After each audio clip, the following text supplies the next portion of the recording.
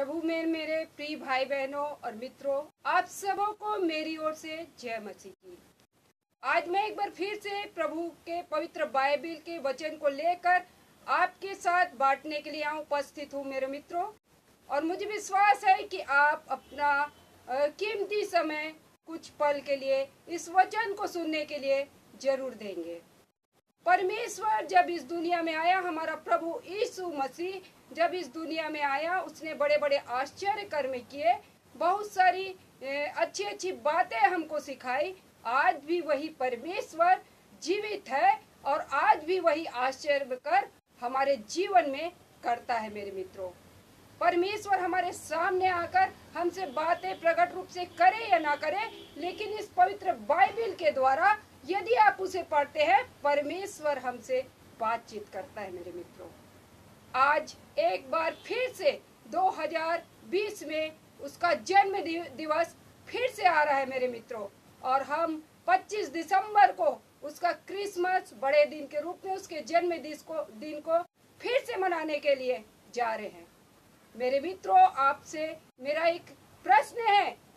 परमेश्वर के जन्म दिवस को हम हर साल मनाते हैं, बड़े उत्साह से पूरे विश्व में मनाया जाता है और बहुत खुशी हमें महसूस होती है कि हमारे प्रभु यीशु मसीह का जन्म दिवस आ रहा है। लेकिन मैं आपसे प्रश्न करना चाहती हूँ कि क्या प्रभु यीशु मसीह हमारे दिल रूपी मंदिर में जन्म लिया है मेरे मित्रों? क्या हम चाहते हैं कि परमेश्वर ऐसा कोई भी वर्ष तो आए कि हम अपने दिल में परमेश्वर को जगह दें और परमेश्वर हमारे मन में जन्म ले? शायद हम ये कभी सोचते भी नहीं है।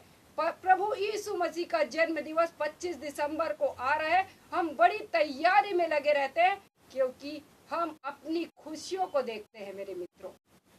हम यही चाहते हैं कि इस जन्म दिवस में हम शोर से, बड़े उत्साह से इस जन्मदिन को मनाएं, क्योंकि हमारे मसीही समाज के लोगों के लिए बड़े उत्साह का दिन रहता है। हम डूब जाते हैं संसारिकता में मित्रों, लेकिन कभी ये नहीं सोचते क्या वास्तव में प्रभु यीशु मसीह ने मेरे दिल में जन्म लिया है।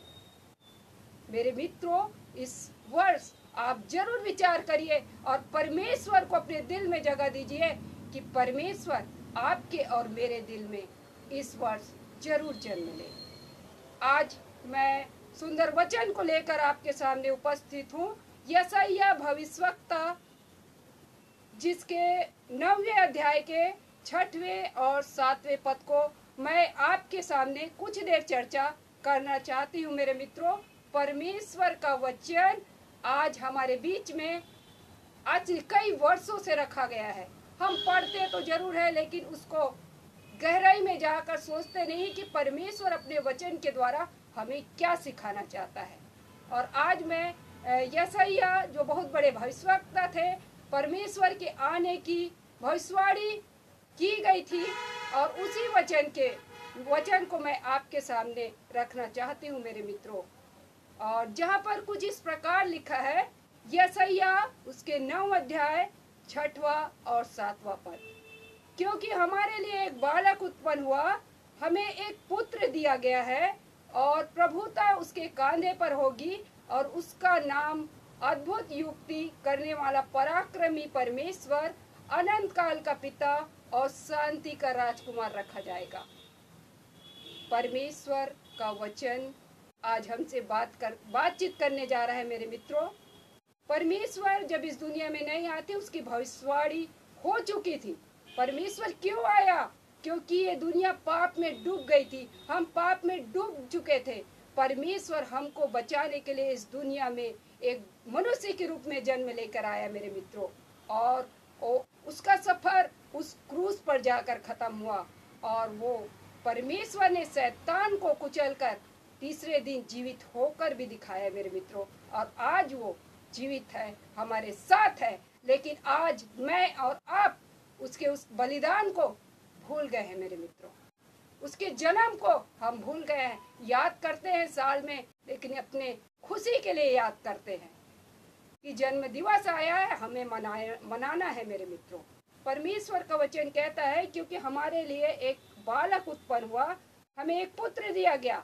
वो पुत्र प्रभु यीशु मसीह है, जो मनुष्य के रूप में इस दुनिया में मेरे और आपके लिए आया। प्रभुता उसके कांधे पर होगी और सारे दुनिया की प्रभुता उसके कांधे पर थी। ये आप जानते हैं मेरे मित्रों।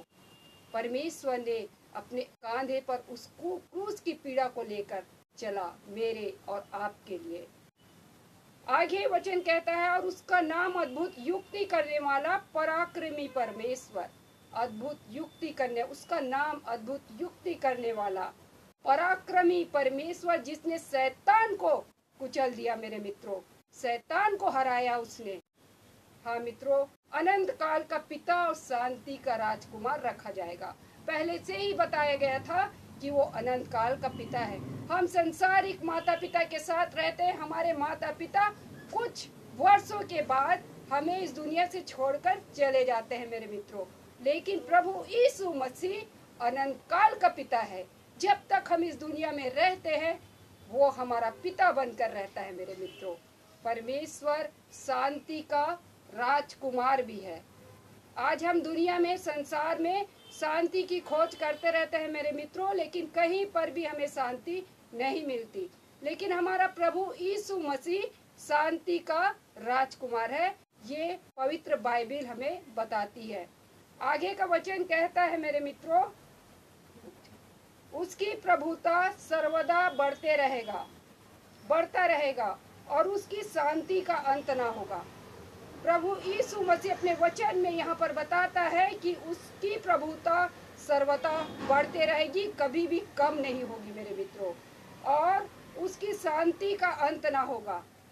प्रभु यीशु मसीह शांति का राजकुमार है। आज संसारिकता में हम यदि जाते हैं तो कुछ पल, कुछ समय हमें शांति प्राप्त हो जाती है, लेकिन उसके बाद हमारा मन अशांत रहता है, बेचैन रहता है। लेकिन प्रभु यीशु मसीह शांति का राजकुमार है मेरे मित्रों, और उसकी शांति, यदि प्रभु यीशु मसीह हमें शांति को हमारे जीवन में उंडेलता है तो ये शांति अनंत काल तक हमें मिलती रहेगी मेरे दोस्तों, मेरे मित्रों। आगे वचन कहता है, इसलिए वह उसको दाऊद की राजगद्दी पर इस समय से लेकर सर्वदा के लिए न्याय और धर्म के द्वारा स्थिर किए और संभाले रहेगा। और वो दाऊद की राजगद्दी पर हमेशा हमेशा के लिए वो वहाँ पर स्थिर रहेगा मेरे मित्रों।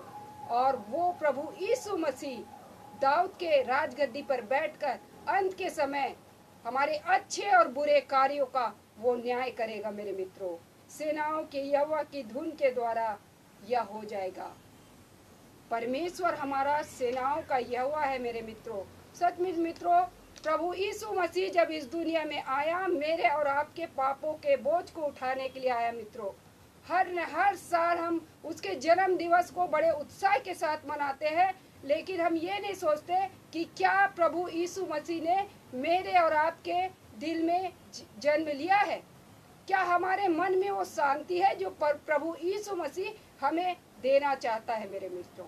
वो अनंत काल का पिता है। क्या हमने उसे अपना पिता बनाया है मेरे मित्रों, या केवल दुख आने पर हम उसे पुकारते हैं, और दुख में यदि परमेश्वर हमारी प्रार्थना को नहीं सुनता तो हम उसे कोसते हैं कि परमेश्वर ने मेरे जीवन में ऐसा क्यों नहीं किया। परमेश्वर जो कुछ करता है मेरे मित्रों, मेरे और आपके भलाई के लिए करता है। हमें वो चीज नहीं दिखती, लेकिन जब हमारे जीवन में वो भलाई उत्पन्न होती है, हमारे जीवन में उसकी योजना पूरी होती है, तब हमें मालूम पड़ता है कि सचमुच परमेश्वर ने मेरी प्रार्थना तुरंत क्यों नहीं सुना था, क्यों जवाब नहीं दिया था। मेरे मित्रों, आज एक बार फिर से उसका जन्म दिवस आ रहा है, जिसमें क्रिसमस के रूप में, बड़ा दिन के रूप में मैं और आप मनाते हैं। परमेश्वर शांति का राजकुमार है, अनंत काल का पिता है मेरे मित्रों। उस परमेश्वर को अपना पिता बनाइए, उस परमेश्वर को अपने दिल में जगह बनाइए। आप संसार में ढूंढते रहेंगे शांति को, लेकिन कहीं भी आपको शांति नहीं मिलेगी। लेकिन जिस दिन आपके जीवन में परमेश्वर उस शांति को उंडेलेगा, आप संसारिक शांति को पाने के लिए नहीं तड़पेंगे, बेचैन नहीं होंगे, क्योंकि परमेश्वर की शांति ऐसी शांति है जो हमेशा हमारे जीवन को एक शांति और सुकून देते रहेगी मेरे मित्रों। फिर हमें संसार की शांति की जरूरत नहीं होगी। तो मेरा आपसे निवेदन है मेरे मित्रों कि इस 25 दिसंबर में जो हम उसके जन्म दिवस को मनाने जा रहे हैं मेरे मित्रों, हमें परमेश्वर को अपने दिल में जगह देने के लिए हम अपने मनों को तैयार करें, अपने मनों को बदले कि परमेश्वर मेरे और आपके मनों में वो जन्म ले। हमने बहुत सालों को आज बर्बाद कर चुके हैं, लेकिन मेरा निवेदन है मित्रों कि आज परमेश्वर इस साल, मैं यही चाहती हूँ कि मेरे और आपके दिल में वो जन्म लेकर आए। वरना हम हर साल उसके जन्म दिवस को केवल संसारिकता में डूबकर मनाते ही रह जाएंगे, और एक दिन ऐसा दिन आएगा कि हमारा जीवन जो है, ये मिट्टी का जो शरीर है वो मिट्टी में मिल जाएगा, और हमें वो समय भी नहीं मिलेगा कि हम परमेश्वर को अपने दिल में जगह दें। इस पवित्र बाइबिल को पढ़ने का भी समय हमारे जीवन से जा चुकेगा मेरे मित्रों। इस वर्ष परमेश्वर को अपने दिल में जगह दीजिए। और मेरा निवेदन है और मेरी यही प्रार्थना है कि इस वर्ष परमेश्वर आप सबों के मन में जन्म ले, तभी उसका जन्म दिवस मनाना मेरे और आपके लिए सार्थक होगा मेरे मित्रों। प्रभु इस छोटे से वचन के द्वारा मेरे मित्रों आप सबों को बहुतायत से आशीष दे। आप सबों को मेरी ओर से क्रिसमस की हार्दिक शुभकामनाएं। बड़ा दिन मुबारक हो। प्रभु आप सबके जीवन में बहुतायत से आशीष दे मित्रों। आमीन।